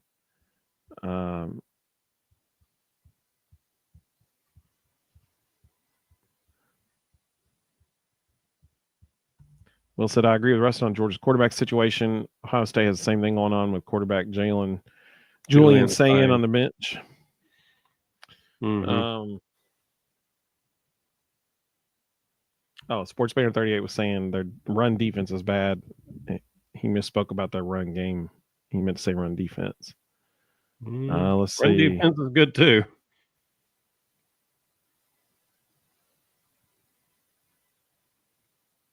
I'm looking through the comments. Oh, apparently Petros prison has been changed into a distillery now. There you go. I've learned a lot about Petros Penitentiary tonight. I did not know penitentiary before. I knew it before the show here. Evan said, this is a Bama fan talking. He said, I'd favor Tennessee over Oregon, to be honest. Let's see. Greg said, isn't it 12 days between games? Yeah, I mean, it's New Year's Eve is the next round. So I think it says that on here. Yeah, so first round, the 20th and 21st. Second round, New Year's Eve and New Year's Day. And then the third round is the 9th and 10th. And the national championship's January 20th. Let's see.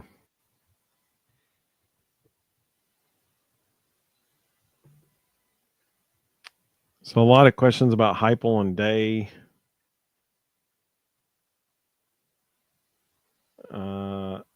Texas's kicker, which he does play. His last name is Auburn, and he does play for Texas. All right, so I'm going to go back down to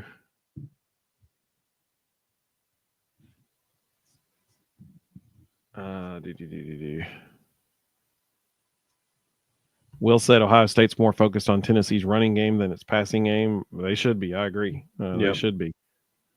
100%. Okay, I think I've gone through all of them. Richie said, is that no huddle stuff going to work on the road? Theoretically, it would work better than trying to huddle up and that kind of stuff because all the communication, there is no like verbal communication. They just look to the sideline. There's three dudes standing over there. One of them's calling the plays. The other two are decoys. And they read their guy and then they know. Richie, you do know that your offensive coordinator was one of the early innovators of the up-tempo no huddle, right? Pretty sure he runs it on the road all the time. Yep.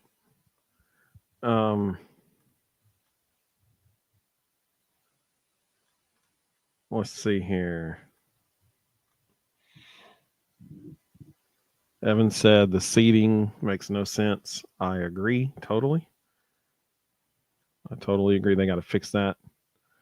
All right, so I'm going to go back down to closer to real time here. Richie said, "My guy Jimmy Haslam got to open up the checkbook." So the issue is not really wanting to do that though. See, that's how much that shows that Tennessee fans, the previous regime, Jimmy Haslam had quite a bit of say in who was the coach and that kind of stuff. He doesn't anymore. And so, do we really want him to open up the checkbook?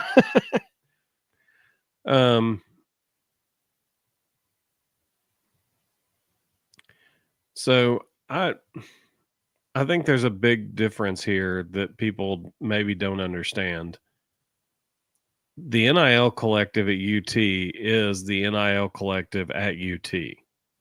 And they make sure that every sport is taken care of. And they do a really good job of funneling the money where it needs to go to keep the right people. It doesn't mean that any team is getting, shortchanged, or Tennessee's NIL budget for football isn't what it should be. They just prioritize where their money's going, and they make sure people have what they need. So I don't know how Ohio State runs it. $20 million to football seems excessive, especially to go 10-2 and not win the conference. So it's just different perspectives on how to handle that money. Some of the other score predictions coming through. Mr. Jones said Tennessee 35-0. That might be some orange colored glasses there, Mr. Jones. I would love it. I just don't think that's going to happen, but I would love it. I'd love it. Oriole Puppy Dog said Vols by 14, with Ohio State fans leaving in the third quarter and calling for Days Head. So Ohio State fans might be calling for Days Head if Tennessee wins by 4 instead of 14. But that's certainly closer than probably 35-0 prediction. That's probably closer than that. Like you said, 27-13 good guys. Robert said Vols 24, Buckeyes 17. Kevin said, bless Jay's heart. Jay in the comments, buddy. That one was for you. Tony said, I'm all Vol, but I don't like the matchup on the road. Me either, man. Me either. I don't like it at all. Dustin said, honestly think we win by 2 scores, probably 12, 32, 20. Give me 1 point. That's all I care. Just give me 1 point better. That's all I want.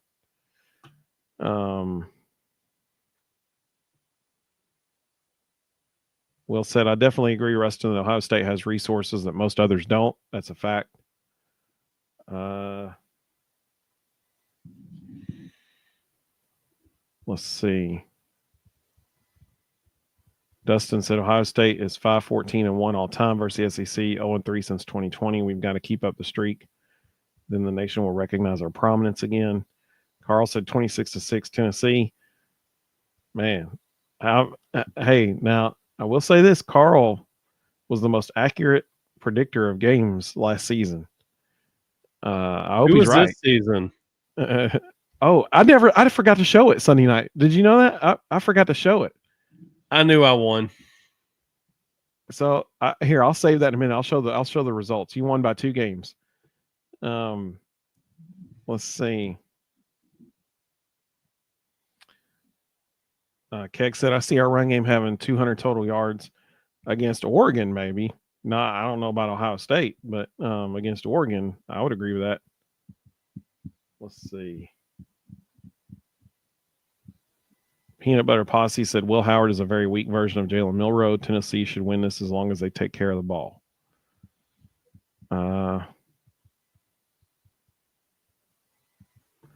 Keg said, how many total are on tonight? Right now, we got 202 people across all 3 platforms right now. Let's see.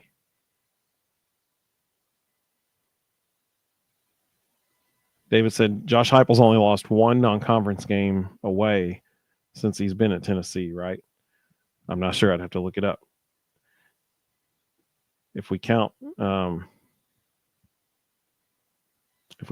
games, that wouldn't be a true road game, but that would change that. Let's see.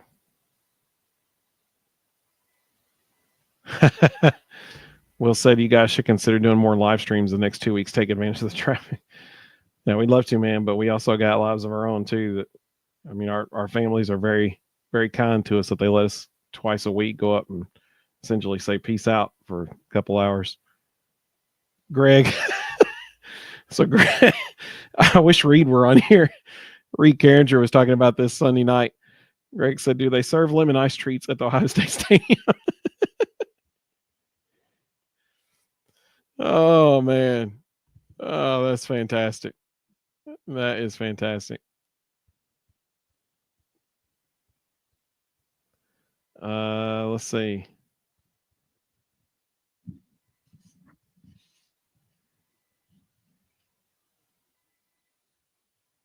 Richie said they do not run no huddle at all. That has to be Ryan Day. I can't see Chip Kelly saying, yeah, we're just going to scrap this. Tennessee Tater said, you guys suck as a channel. Just wanted to let you know it. Thanks, buddy. Appreciate that.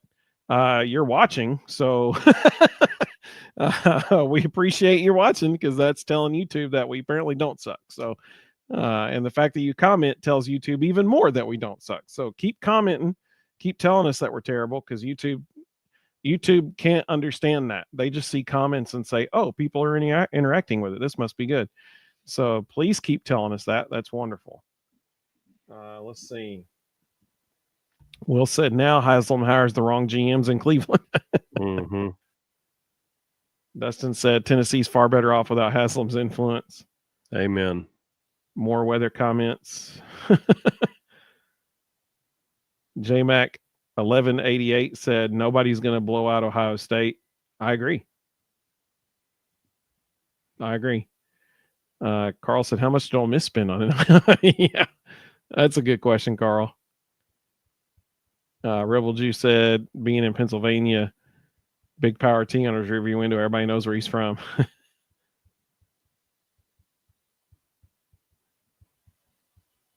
Tennessee Tater said, Vols or not, you're just not going to do good as a channel. Pick it up if you want to try. You suck, and we're off to the races. So I would Tennessee Just Tater stop help reading those. No. I have a question for him. How would you quantify not sucking as a channel? Because yesterday we got 655,000 views. We've had SEC network analyst Cole Kubelik on our show. We've had former players and current basketball players on our show.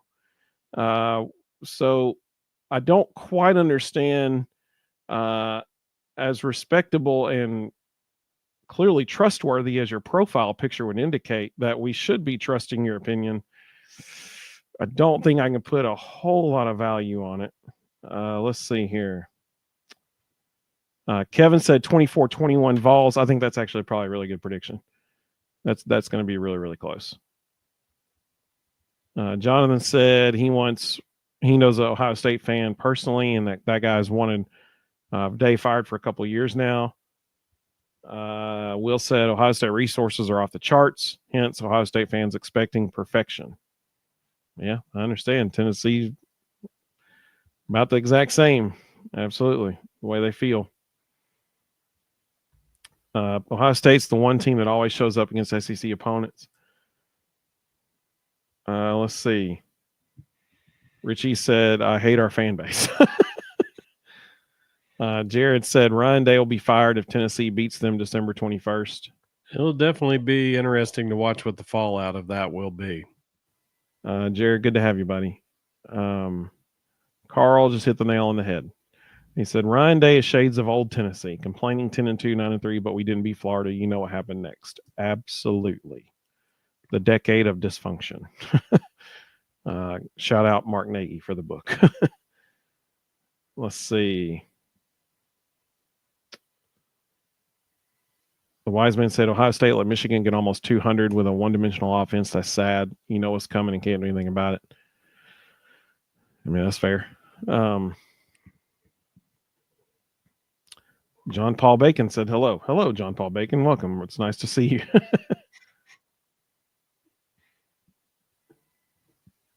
Let's see.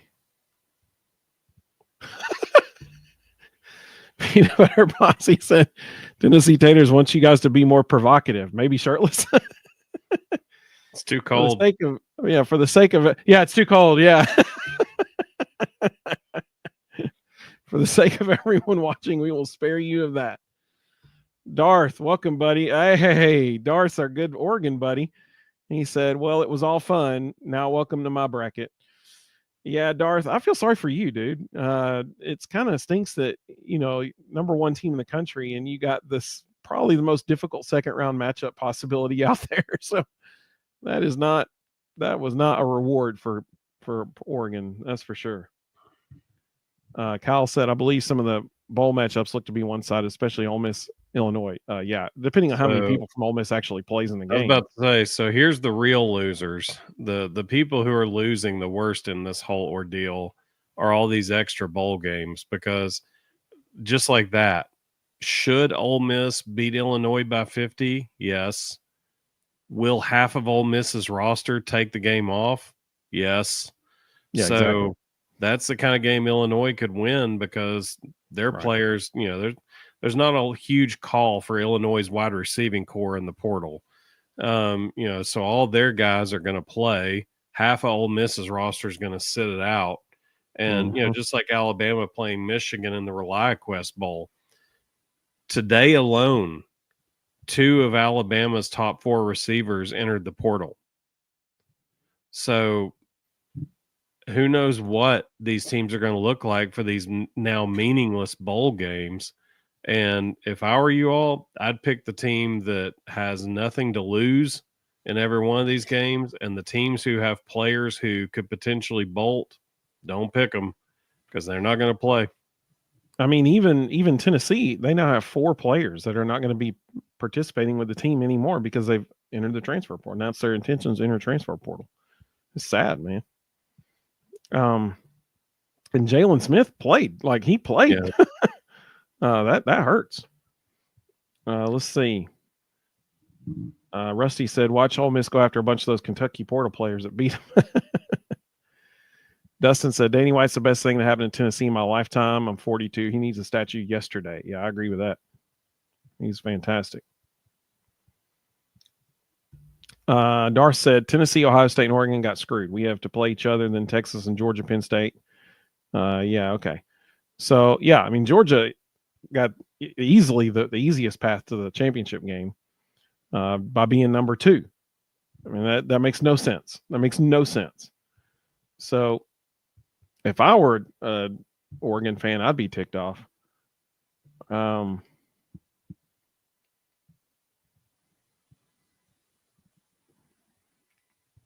Sam said, according to the Columbus forecast, we'll have to wear snowshoes, not cleats.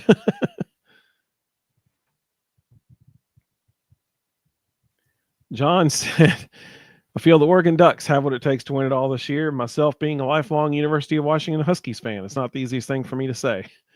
Well, welcome, John. We're glad you're with us, buddy. Thank you. We're welcome. Welcome, buddy. The wise man said he thinks 24-17 Vols over Ohio State. I mean, that could happen. That could happen. Let's see. Brendan, welcome, buddy. Good to have you. He said, congrats to the Vol Bros getting big enough to pull in competitors, fans, and haters. Yeah, I appreciate that, man. Will said, Saban wants the Ohio State job. I don't think so. Saban will never coach again. Saban has a very nice lake house that his wife very much enjoys and will not be moving. Yep. Jonathan said 24-17 Tennessee. Let's see here. Kyle said Ole Miss is still going to win by 20. Wise Man said Florida got Tulane. Okay, I'm not going to worry about all the other games that are going on. Joe said, dude never saw Danny White play. Well, Danny White played basketball. Let's see here. Darth said players can't be on the team until they're enrolled next semester, right? Like nobody can go and load up on talent before the playoffs, right? Correct. Yeah. Yeah, you can't go raid the portal right now and have them playing on your team in the playoff. Can't do it. Can your own players announce their intentions to enter the portal and not play with your team? Yes, that's a possibility. The thing I've yet to hear that I've not heard an answer to this, and this is something that should have been already addressed in the national media. So December 21st is when they play. Today is the 8th. It's 13 days. In years past, if you got to go to a bowl game, you got 15 practices. Well, I know the answer. You do? All right. Well, I'm going to ask the question so that people who are listening can hear it if they haven't heard it yet. Yep. And then you give the answer. In years past, teams got 15 bowl practices. Well, there's not even that many days for the teams playing in the first round. So the question becomes, if you're playing in the first round and you lose, are you just out the other 3 practices that you would have gotten? So after this question came up, I think it was like a week ago, I was fascinated because I hadn't thought about it either and went and researched it. The NCAA, in their infinite wisdom, don't have a rule. They forgot about this. And so when it came up at the beginning of the year, they had to scramble and they said, oh, we'll just treat each week like a normal week. So every week from now until the end of the playoffs, if your team is in the playoffs, it is considered a normal structured week where you chart all of your hours with your team, and there is no extra bowl practices or anything like that. It's just normal weeks. But yes, the NCAA in their infinite wisdom forgot to address that rule. I mean, that means that teams who are even just playing in regular bowl games, they get unlimited practices too, essentially. Yep. Or whatever a normal practice allotment is for the week. Mr. Osborne, you're the man. You are the man. Thank you so much. We so appreciate you. He said, my favorite Tennessee sports show, period. Appreciate y'all, Vol Bros. Also, this old Vols fan believes a Big Orange whips the Buckeyes 23-16. Go Vols. I think that's probably a pretty good score prediction. Thank you so much, Mr. Osborne. We appreciate that. Will said, make sure to subscribe and hit the notification bell. Anyone that isn't already subscribed, Evan and Rustin have you covered for all things Vol sports. Thank you, Will. I appreciate that, buddy. Let's see. Mr. Jones said Danny, orange and white. Yep, absolutely. He said Columbus forecast raining Tennessee touchdowns on OSU tears. Let's see. Peanut Butter Pots, he said Oregon's defense will cost them against Tennessee because they won't go up and down the field. Well, first let's beat the Ohio State. Let's beat them first. Darth said unlimited practice forever if you want to make the playoff. Let's see here. JMac 1188 said, what happened last time Oregon played Tennessee? I forgot. Ha ha ha. Who was coaching Tennessee at that time, JMac? I think that's a big part of that puzzle right there. There's about a 10 to 12 year window that if anything happened in that 10 to 12 year window, we just immediately discount it as no longer applicable. Dave Bartu, College Football Matrix, talks about coach effect. Yeah, we had really bad coach effect down here for 10 years. My favorite graphic from signing day was the fact that 0-12 Kent State is currently recruiting better than Arkansas State is. So Butch Jones is currently being out-recruited by 0-12 Kent State. Literally the worst team in the country. Mm-hmm. Sam said Ryan Day fielded a question today regarding whether players declaring for the portal would be allowed to finish with the team. He said it would be on a case-by-case basis. So Heupel essentially said tonight that it ain't happening for Tennessee. Like that's what I'm saying. Like, I can't believe you would let a kid who's saying he's leaving keep practicing and play. Yeah, Heupel, he didn't straight up say it, but he very, very strongly implied it. That, I mean, he essentially did say it, that players who've already indicated that they're in the portal, they're done. They're not practicing with them anymore. They're done. Why would you consider otherwise? That's crazy. I agree. I totally agree. How in the world are you going to take a kid on the road that isn't going to give you 100% because he's more worried about the text he got on the plane, about, oh, this school's going to give you this NIL program and this school's going to do this and this school's going to give you 20 snaps a game. You don't want that kid on the field. Kevin said brick by brick. Mm-hmm. Nice. Well, apparently right now Butch doesn't have too many bricks because Kent State's beating him in recruiting. Yeah. Greg said, is Delta opening a direct flight to Columbus from Knoxville? Let's see. Colton said, Kent State in recruiting champions of life, though. First statement. Nobody's falling on helmets over there yet. Let's see. Dustin said, Butch recruited well. He just couldn't coach a cohesive team with an identity. They all hated each other. It was not fun. Not only did the players all hate each other, the coaches all hated each other too. So It was mutual. Let's see.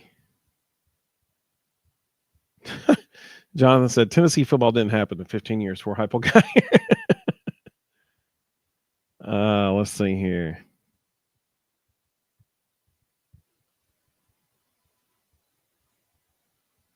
Dar said, how cold does it get in Knoxville? I think of all the SEC teams, Tennessee is probably most prepared for cold weather games. Well, we're in the Smoky Mountains, so I mean, like, it gets cold. And I'll be honest with you, once it gets below like 20, it's just cold at that point. Like, it doesn't matter. You can scroll up about an hour in the comments and you can see the current weather report from pretty much every county in Northeast Tennessee. Yeah, that's right. Kevin said, oh, those years happened. Check out my battered Vol syndrome. Yeah. Well, so last thing, the Lady Vols beat Iowa yesterday in New York, and it was a huge win for Coach Caldwell and the basketball team. What did you think about what you saw from the Lady Vols yesterday? I saw a scrappy, resilient team that in 1 week proved, we said last week this was going to be a huge statement for them because they were going to play Florida State on Tuesday or Wednesday, whatever day it was, and have to play an up-tempo, high-scoring game, and they're going to have to win a high-scoring game. And then on Saturday, they were going to be in a street fight, and they're going to have to prove that they were tough enough to play with a fundamentally sound, physical, rough team that's going to slow it down and play tempo. And dadgummit, if Kim Caldwell's team didn't come out there and absolutely boat race Florida State and then show up on Saturday and play every bit as tough as Iowa did, I don't know if anybody caught it, but Iowa's coach was mic'd up, and during one of the timeouts, she made a comment that was kind of derogatory toward Tennessee, and so I used it as the caption on our post-game wrap-up. But she said to her team on mic, she knows she's mic'd up. She knows they can hear what she said. We're the blue-collar team. We'll just keep being blue-collar, and by the end of the game, we'll win. Essentially saying Tennessee is soft. Well, then she found out in the fourth quarter, Tennessee's definitely not soft. Tennessee was the more physical, stronger, faster team and beat the brains out of her girls in the final 4 minutes. So it was impressive to see them win in multiple ways, find ways to have positive things happen. Tess Darby on Saturday was just outstanding, both offensively and defensively. She had a fantastic day. Talasia Cooper, Ruby Whitehorn. It's cool to watch how every single night, any number of 6 or 7 different girls could be the one to beat you. And it's, if you're a high school player, or if you're a player at a floundering program and you've got some talent, I don't know how in the world you wouldn't want to come play at Tennessee because, dadgummit, you're going to get shots, you're going to get minutes, and you're going to have an opportunity to win big. And if you look at the next 10 games on Tennessee's schedule, Tennessee may be 18-0 by early January. They got a 2-week stretch in January that's really tough. But it's late January. Yeah, it's late January. Our next 10 games, I don't think anybody has a winning record, but maybe one team. I'd have to go back and look over. Carl and TK both talking about Delaysia Cooper taking over the game. She did. And what I love is, even in the situation of how they run their offense, they do have the flexibility to turn it into a one-man clear-out game. And that's what they did. They just started running sets for Delaysia Cooper. Although the nicest play they ran was with about, I think, 7 minutes left. They ran a double staggered screen into a pick and roll, but it was a decoy pick and roll to get the defense to sag, and Tess Darby was standing wide open in the corner. And Delaysia Cooper jump stop, pivoted, kicked it to her in the corner for a wide open three, and she buried it. I don't know who designed that play, but that was a thing of beauty. And they executed it to perfection. Yeah. This staff, I'm telling you, they're different. The fact that they came out of this week 2-0. I mean, this was easily the toughest week of their schedule yet. Yeah. Now like I said, there's another 2-week stretch in January that's way tougher than this week. UConn's in there. There's some tough games. But up until this point, these were the two biggest games they had all season so far. Yeah. And they passed with flying colors. So their next game is against 0-10 North Carolina Central. Yeah. They might score 180 points. I was shocked at how their 3-quarter and full court trap was rattling Iowa so bad. Those girls were just making terrible passes, and Tennessee was racking up the steals, just racking them up. Carl said, drove me crazy how they kept letting the center wide open at the gym or rim. Yeah, couldn't count the buckets that were free. They do have a bad habit of not stopping the ball in transition. They trap early, but if you break the trap, they are terrible at stopping the ball in transition. And I'm going to watch that. I'm chalking that up right now to it's still early, and they're still trying to learn, this system. And, they have not quite figured out yet how to stop the ball in transition, sink to the basket, defend the basket, then match up.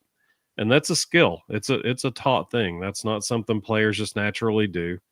So, I'm going to chalk that up to timing, and I think in a month that's not going to be an issue.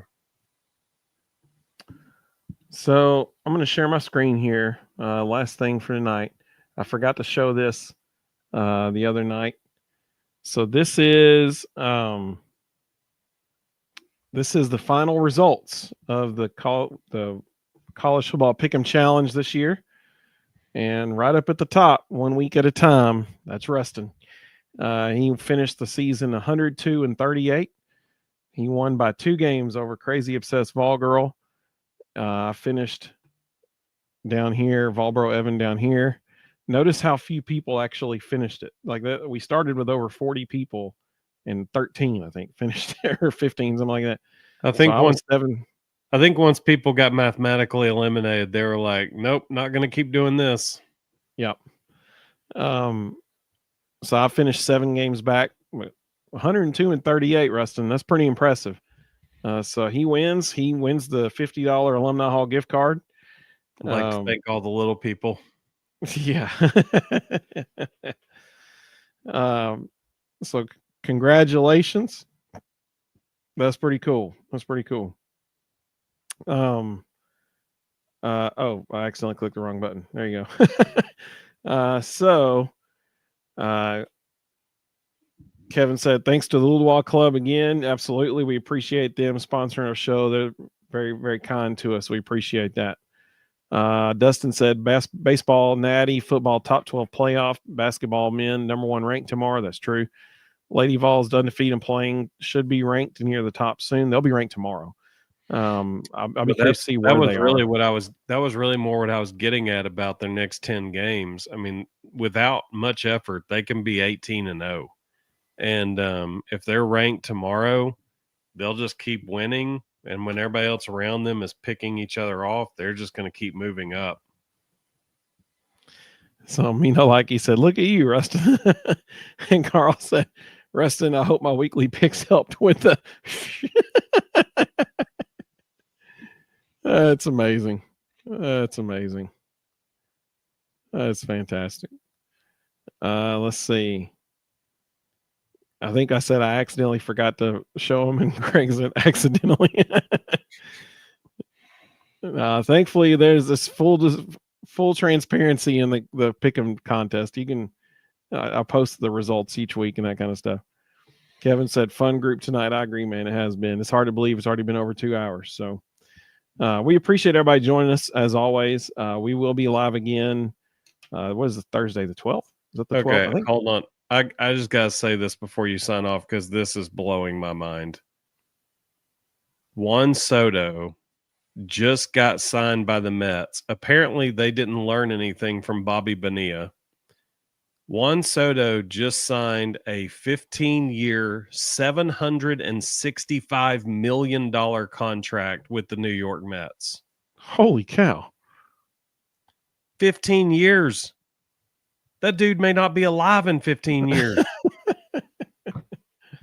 Did they learn nothing from Bobby Bonilla? Did they finally pay off Bobby Bonilla? Say, hey, we can do this again. Let's pay somebody else for the next eternity. $765 million. That's crazy. That is crazy. Absolutely. Let's see. Richie, he said, peace, guys. Good stuff. We appreciate you joining us, Richie. It was fun, man. We'll be live again Thursday night at 9 if you want to join us again. Let's see. He asked if Juan Soto's married. Oh, that's great. That's great. John Paul Bacon said, take care. Peace and blessings for all. I appreciate you, buddy. Thank you. You as well. Absolutely. Greg's dishing out great advice. He said, hit like and subscribe. Totally agree. Absolutely. Kevin said, thanks for joining, Ohio State fans. Absolutely. We enjoyed having them. Carl said, who's his agent? Yeah, for real. For real.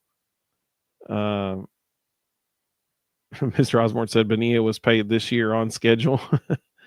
Kevin said, on an unrelated note, had A&M extended any contracts? I'm not sure. I'm not sure.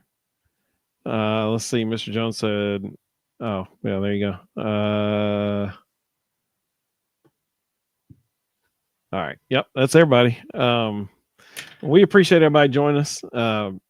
Thank you so much. It's been a fun week to be a Tennessee fan because we got to watch a show today knowing that we'd see our Vols show up on the screen and we didn't have to worry about are they in or are they out. It was wonderful. So it's a fun time to be a Vols fan, no doubt. And we got 13 days until we get to see them take the field again. It'll be the late game, the night game, ABC at Ohio State. So I hope everybody has a great evening. Rhonda said, thanks for everything. Hope you all have a great start to your week. You too, Rhonda. Thank you so much. We hope you do as well.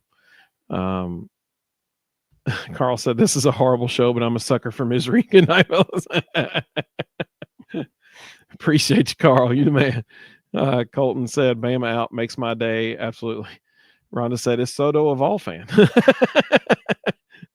Get him involved in some NIL operations here. Absolutely. He's going to need some tax deductions here pretty soon. Yeah, for real. For real. For real. Well, Dustin said, great show, guys. It was fun. Go Vols down with the Bucks. Totally agree, man. Absolutely. Absolutely. Thank you all so much. Please join us Thursday night, December 12th at 9:00 p.m. We will be live right here. And so we hope to see everybody then. We hope all of you have a great, great evening, and go Vols.